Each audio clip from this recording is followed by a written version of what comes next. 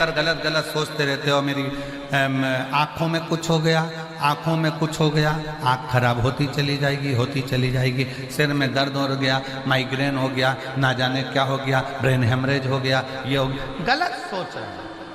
बीमारी से जितना व्यक्ति दुखी नहीं है उतना उस बीमारी के बारे में गलत गलत सोचकर, पाँव में तकलीफ हो गई, कमर में तकलीफ हो गई, कहीं मुझे कुछ हो तो नहीं जाएगा, कहीं मुझे कुछ हो तो नहीं जाएगा, कहीं मुझे कुछ हो तो नहीं जाएगा, कहीं मुझे कुछ हो तो नहीं जाएगा।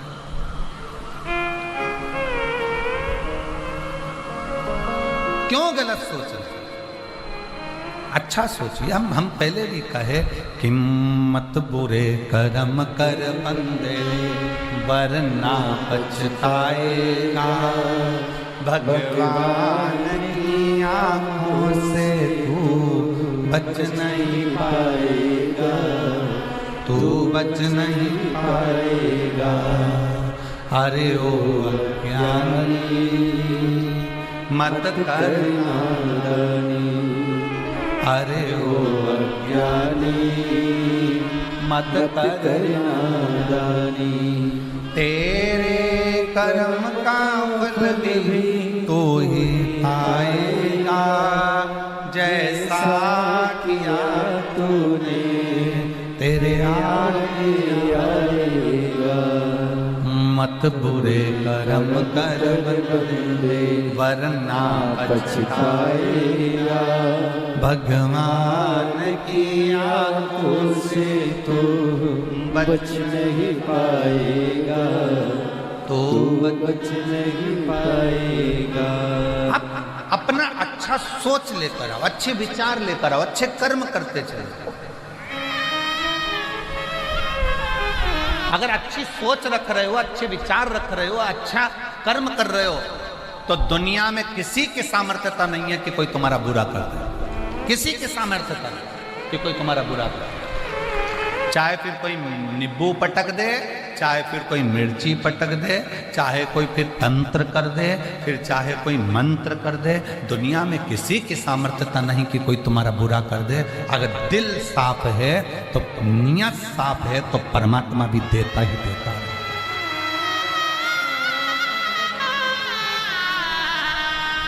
कितना सुंदर कहा, मन चंगा तो जम के बोलो जरा, मन चंगा तो कठोते में गंगा, कठोते में गंगा।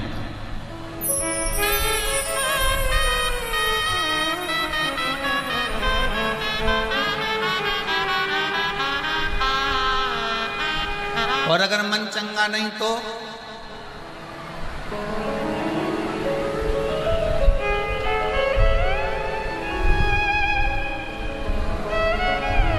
बहुत सारा करोड़ों का धन हो और मन चंगा नहीं हो तो भी फिर व्यक्ति नंगा की नंगा ही है। क्या मतलब?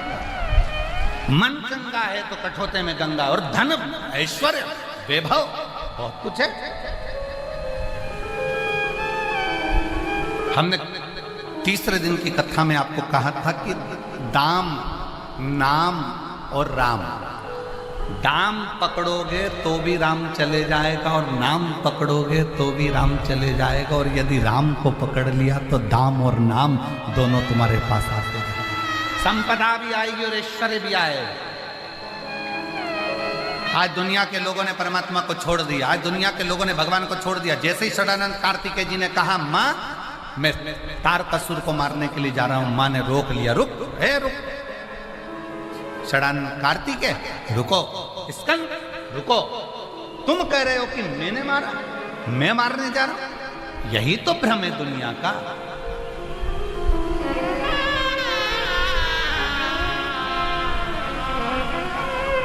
कई माताएं कह देती है, बहुत मैं जिंदा हूं तो घर चल रहा है, जिस दिन मैं मर गई तो आटे दाल का भाव मालूम पड़ जाएगा। ये मैं का जो संबोधन है ना, ये बहुत भारी संबोधन है। होता है, एक टीचर ने एक बच्चे से, स्टूडेंटों से स्कूल में प्रश्न किया, क्लास, बच्चों गुड मॉर्निंग। बच्चे भी गुड मॉर्निंग बोल दिए, बैठ गए, पढ़ाने लगे। फिर टीचर ने कहा कि एक बात बताओ, मैं जब दिल्ली से प्रयाग चला था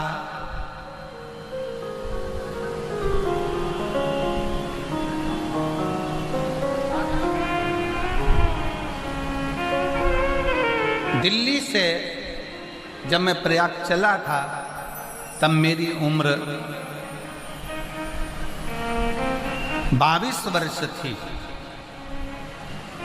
जब मैं दिल्ली से प्रयाग चला तब मेरी उम्र 22 वर्ष थी। तो अब मेरी उम्र कितनी होना चाहिए?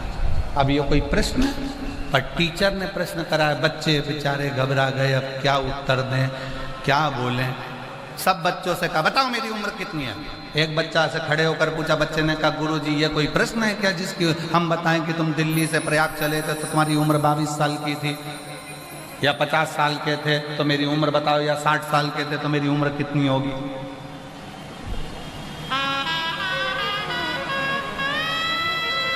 सारे बच्चों ने कोई जवाब नहीं दिया। तब एक बच्चे को फिर खड़ा करा, तू बता कि मैं दिल्ली से प्रयाग चला, मेरी उम्र इतने वर्ष है तो अभी मेरी उम्र कितनी है।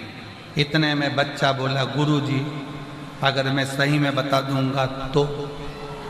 गुरुजी बोले बता, पूछा ही प्रश्न मैंने इसलिए। तो कहा गुरुजी तुम्हारी उम्र 44 वर्ष है। गुरुजी ने कहा वाह, गुड बॉय, बहुत बढ़िया, इतना जोरदार बोला। पर तुझे कैसे मालूम कि मेरी उम्र 44 साल है? बच्चे ने कहा गुरुजी मेरे घर में मेरा एक भाई है 22 साल का, वो आधा पागल है।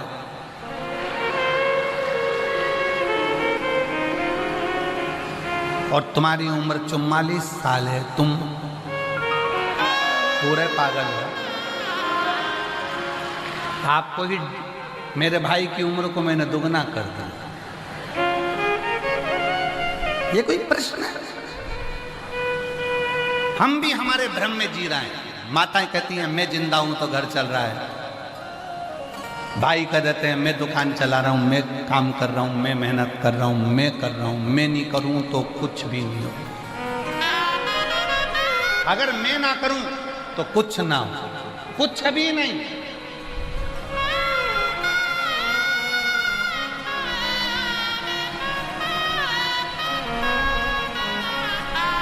करोड़ों करोड़ों लगभग कल तक का आंकड़ा था 51 करोड़ भक्तों ने त्रिवेणी का संगम का स्नान किया।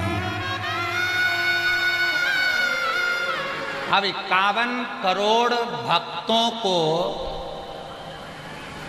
कौन संभाल रहा था? अगर संभालने वाला कोई था, माना प्रशासन ने पूरी बहुत व्यवस्थाएं करी, पर सत्यता तो ये है कि इतने करोड़ों को आना जाना खाना रहना, कब आ रहे थे कब जा रहे थे। अगर प्रयाग वाले एकांत में बैठकर विचार करेंगे तो उनको लगेगा इसको बुलाने वाला, खिलाने वाला, सुलाने वाला, निलाने वाला कोई दूसरा नहीं था, स्वयं गंगा महारानी कर रही थी और अपने हाथ। सामर्थ्यता नहीं किसी की, सामर्थ्यता नहीं।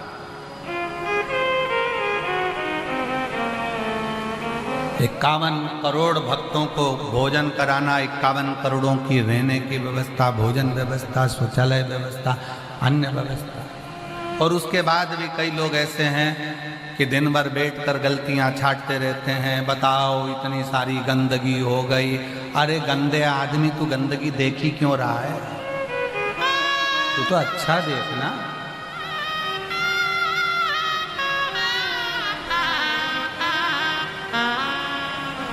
बहुत ऊपर उड़ता है गिद्ध,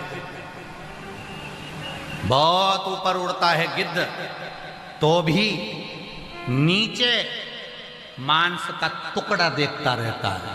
कई लोग संसार में ऐसे हैं, बहुत ऊंचे औहदे पर बैठने के बाद भी गंदगियां ढूंढते रहते हैं, अच्छा ही नहीं ढूंढ पाते, अच्छा नहीं ढूंढ पाते। श्रेष्ठ ढूंढो, अच्छा ढूंढो।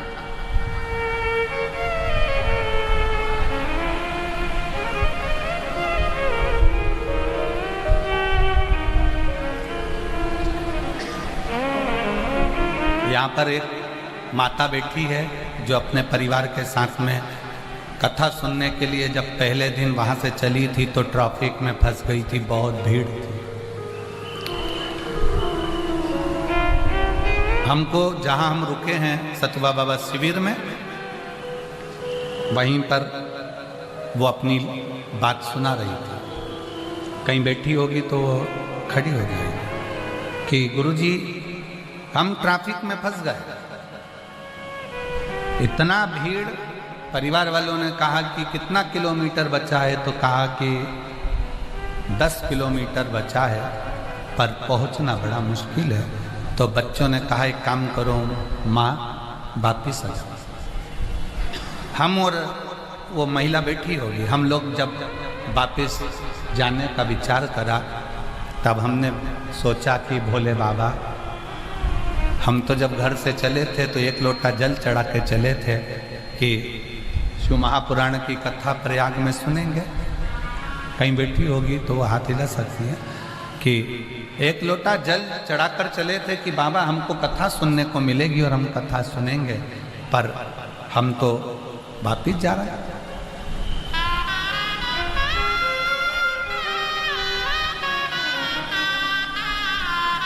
बैग लिया, वापिस जाने लगी। एक ऑटो वाला आया, ऑटो वाला आकर कहता है तुम वो प्रदीप मिश्रा कथा कर रहा है, वहाँ जाना है तुमको? कहाँ? सतुआ बाबा शिविर में। हाँ, तो कथा तो कल से चालू होगी। हाँ, चलो मेरे ऑटो में बैठो, मैं तुमको लेकर चलता हूँ।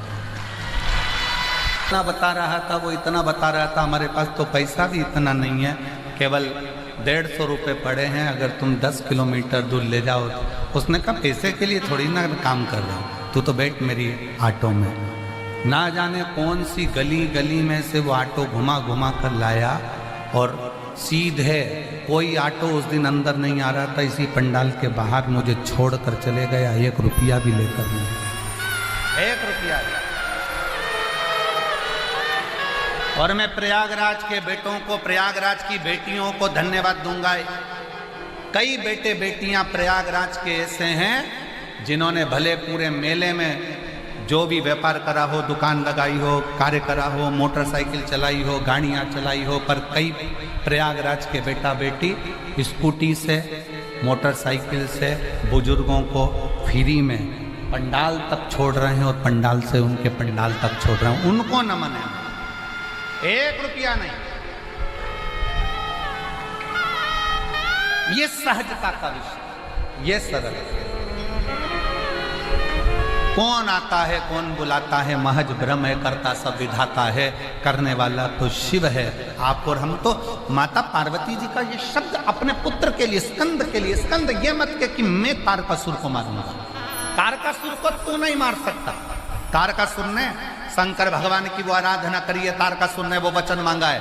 तारकासुर ने ये नहीं मांगा कि मैं शंकर भगवान से मरूं, तारकासुर ने मांगा कि मैं शंकर के पुत्र के द्वारा मरूं, क्योंकि शंकर को इतना प्रेम करता है तारकासुर।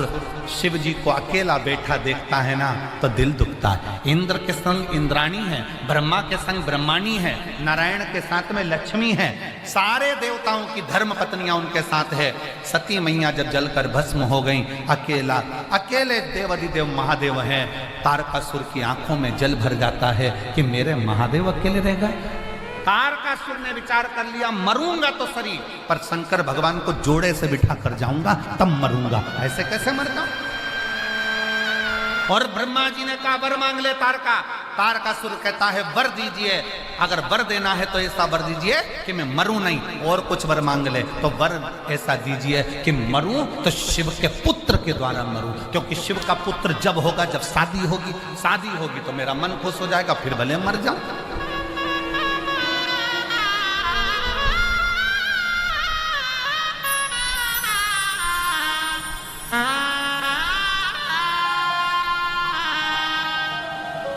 फिर भले प्राण छूट जाए। शिव से मांगा वर ऐसा दीजिए, वर मिला तारकासुर को कि वर है तेरे को शंकर भगवान के पुत्र के द्वारा मरेगा। पार्वती जी कह रही हैं अपने पुत्र षडानंद कार्तिकेय को, ना ये मत कह कि मैं तारकासुर को मारूंगा, तारकासुर को तू नहीं मार सकता। तारकासुर के दिल में शिव बसा है। महाकाल के भक्त पर अगर एक उंगली उठा, एक निगाह उठाकर कोई देख ले, महाकाल के भक्त पर कोई गलत दृष्टि से देख ले, तो उसका जवाब भक्त नहीं देता, वो भस्म रमाने वाला स्वयं आकर देता है। महाकाल का भक्त स्वयं जवाब नहीं देता, महाकाल का भक्त स्वयं जवाब नहीं दे पाता। महाकाल का भक्त अपशब्द कहने वाले अपशब्द कह देते हैं, ताना देने वाले ताना दे देते हैं, गाली देने वाले गाली दे देते हैं, आड़ा टेढ़ा कहने वाले आड़ा टेढ़ा कह देते हैं, पर शंकर का भक्त मौन होकर आनंद के साथ शिव भक्ति में रमा रहता है। जवाब वो दे, कोई दूसरा क्यों जवाब देगा? जवाब वो दे। अच्छा एक बात बताओ,